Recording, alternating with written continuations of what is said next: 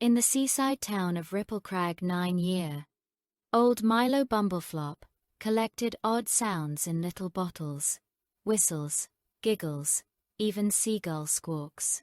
Everyone thought he was silly, except his pet snail with peacock feathers, Sir Twizzle. One misty morning, a bottle on Milo's shelf glowed. Inside, a voice whispered, "Find the Lantern of Echoes before midnight, or the world will lose its songs." Sir Twizzle unfurled his feathers. An echo lantern quest. We'll slide and glide. Milo packed snacks, a kazoo, and his best boots. They set off along the humming dunes, where sand sang when stepped on. Milo danced, making silly tunes with every footfall. At the edge of the dunes sat a tall, thin fox in a bowler hat. "Mr. Crispin Whistlefur, cross my riddles, and I'll grant you a shortcut," he purred. Riddle. What can travel without moving? Milo grinned. Sound. Mr. Whistlefur bowed and opened a door of swirling notes. They stepped through into the forest of floating umbrellas, where each umbrella carried a tiny frog who croaked lullabies. Sir Twizzle tried to join in, sounding like a squeaky trumpet.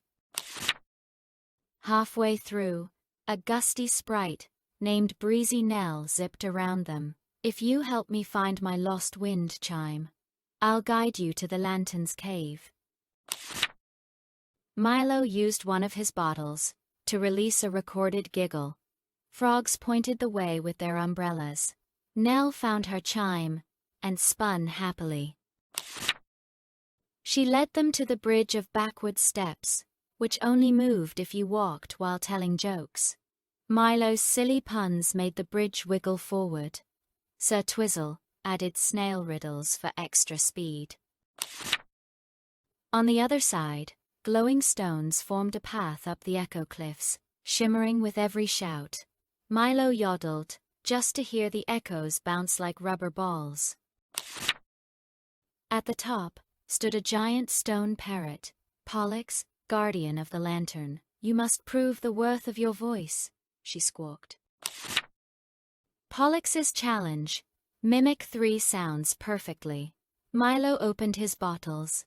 First a whistle, then a giggle, then the hush of a wave, and copied them. Sir Twizzle added a dramatic tay-da. The stone parrot cracked open, revealing a stairway of musical notes descending into a glowing cavern. There, on a pedestal of crystal, burned the Lantern of Echoes, a soft blue flame humming every sound in the world. But a shadowy mimic, called Null, hush crept from the walls. "Give me the lantern, or all echoes vanish," it hissed. Milo could have grabbed the lantern and run. Instead, he opened his last bottle, which held a lullaby his grandmother once sang, and offered it to Null. "Hush, every own deserves a song." Null, hush softened, turned into a tiny moth, and fluttered away humming the lullaby.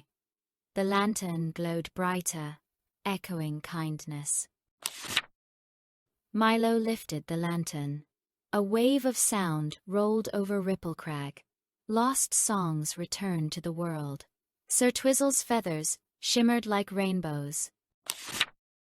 Back home, people sang in the streets again. Milo smiled. Collecting sounds is fun, but sharing them saves the music. And so, Milo Bumbleflop became the boy who rescued the world's echoes.